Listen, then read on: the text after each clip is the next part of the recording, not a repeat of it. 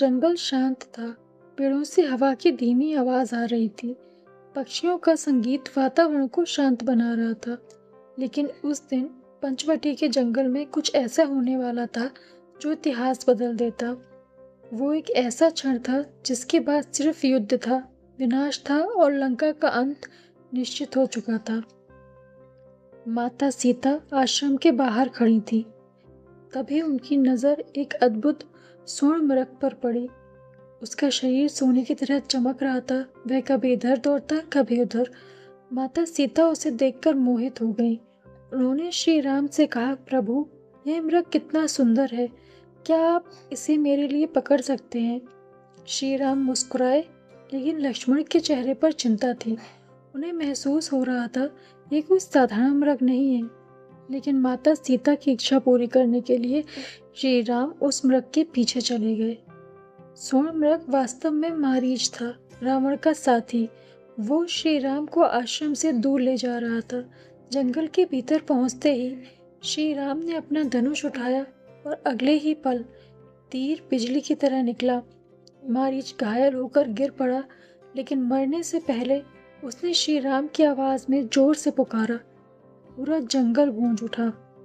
आश्रम में बैठी माता सीता वो आवाज सुनकर घबरा गईं। उन्होंने तुरंत लक्ष्मण जी से कहा, लक्ष्मण, तुम्हारे भैया संकट में हैं, तुरंत जाओ। लेकिन लक्ष्मण जी शांत थे। उन्होंने कहा, माता, प्रभु श्री राम को कोई संकट नहीं हो सकता। लेकिन माता सीता की चिंता बढ़ती जा रही थी।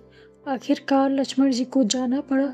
जाने से पहले उन्होंने एक दिव्य रेखा बनाई और बोले, माता, कृपया इस रेखा के बाहर मत जाइए। वही थी लक्ष्मण रेखा। जैसे ही लक्ष्मण जी गए, जंगल में अचानक अजीब सन्नाटा छा गया। तभी एक साधु के वेश में कोई आश्रम की ओर बढ़ा। वो था रावण। उसकी आंखों में छल था, उसके चेहरे पर मुस्कान थी। वो आश्रम के सामने आकर बोला, भिक्षा दीजिए माता। माता सीता ने भोजन उठाया, लेकिन जैसे ही वो लक्ष्मण रेखा के पास पहुंची, रावण रुक गया। वो उस दिव्य रेखा को पार नहीं कर सकता था। तब उसने छल से कहा, क्या एक साधु को भिक्षा देने के लिए भी बाहर नहीं आओगी? माता सीता धर्म निभाने के लिए रेखा पार कर गई और अगले ही पल सब बदल गया। जैसे ही माता सीता रेखा के बाहर आई, रावण का रूप बदलने लगा। उसका विशाल राक्षसी स्वरूप सामने आ गया। आकाश कांप उठा। माता सीता पीछे हट गई, लेकिन अब बहुत देर हो चुकी थी। रावण ने उन्हें बलपूर्वक अपने रथ पे बिठा लिया। माता सीता जोर जोर से पुकारने लगी, हे राम। लेकिन जंगल शांत था। रथ आकाश की ओर उड़ने लगा और उसी क्षण रामायण बदल गई। आकाश में उड़ते रथ को अचानक किसी ने रोक लिया। एक विशाल पक्षी रावण के सामने खड़ा था। वो थे जटायु, राजा दशरथ के मित्र। उन्होंने रावण से कहा, रावण, यदि तू वीर है तो सीता माता को छोड़ दे। रावण क्रोधित हो उठा, लेकिन जटायु पीछे नहीं हटे। उन्हें पता था वो रावण को शायद ना रोक पाए। फिर भी उन्होंने युद्ध चुना, क्योंकि धर्म के लिए लड़ना ही सच्चा साहस होता है। अचानक आकाश में भयंकर युद्ध शुरू हो गया। जटायु अपने विशाल पंखों से रावण पर हमला कर रहे थे। उन्होंने रथ तोड़ दिया, घोड़ों को घायल कर दिया।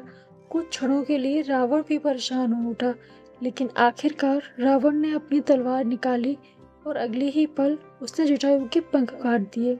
जटायु धरती की ओर गिरने लगे, लेकिन गिरते हुए भी उनकी आंखों में पछतावा नहीं था, क्योंकि उन्होंने धर्म निभाया था।